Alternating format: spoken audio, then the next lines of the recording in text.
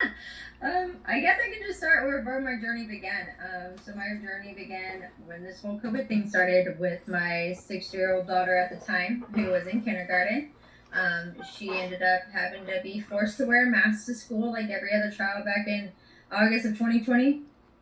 I think it was 2020. I don't even know anymore. It's been so long ago, it seems like. But she ended up getting a rash around her face, which then enticed my doctor to write a medical exemption to take her mask off.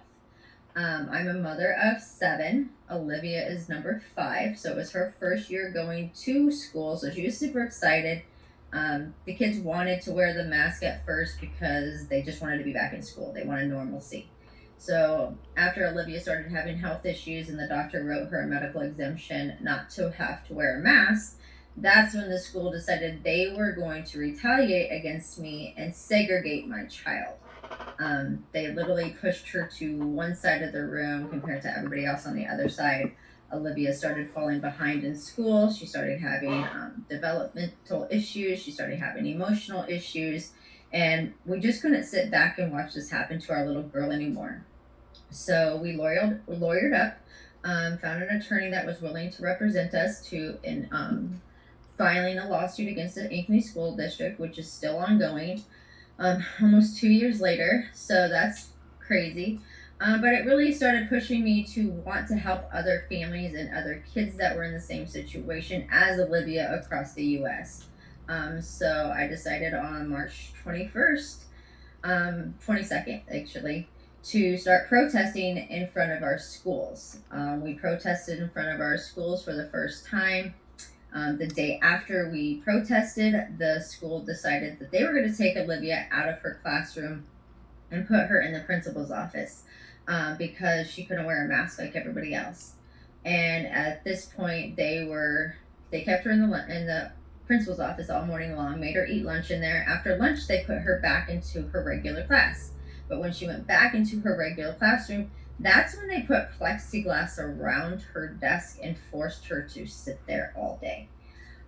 So she came home verbally upset about what happened. So, of course, when this happened, I called Miss Ryan at Northeast Elementary and asked her what happened with Olivia. And she's like, well, she didn't want to wear her mask. So we had to put plexiglass around it. And we said that was the one thing we did not want to happen to Olivia.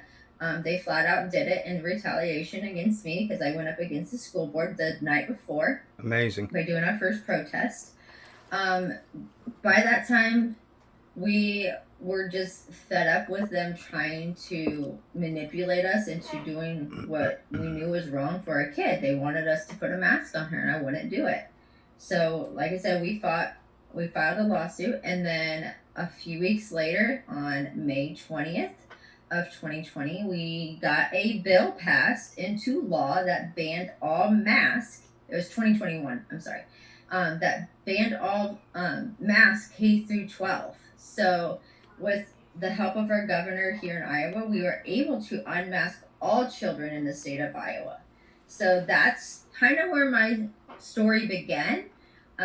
Little did I know that that was just the tip of the iceberg of the corruption that is in our schools. Shortly after that, like they were bouncing back and forth between hybrid and being fully in school. So, like on the hybrid moments, we really got an in depth look at some of the books that they were sending out to these children. And one of the books that came across my son's desk at the time was called Gender Queer. And I'm like, what in the world is this? So when I looked at that book, I looked at it as basically a comic book for of like porn for children. That's the only way I could explain it because of how explicit these pictures were. So in the November of 2021, I made a poster and I went up to my school board and I held the poster up. And in the middle of the live stream, when they live stream our school board meetings, they had to pan the camera away from me because it was too graphic to show online. Luckily, I pointed that out, and they were able to, not able, they did take that book out of the Ankeny School District here in Iowa. Now there's several other books that I have found that are just as graphic. that need to be taken out. So we were working with several groups across Iowa. And just this last year, with the help of Moms for Liberty and several other groups, we were able to get a bill passed this year taking the pornographic books out of schools. So there's a lot of moving parts and a lot of things going on, but we cannot give up and we have to keep fighting for our children.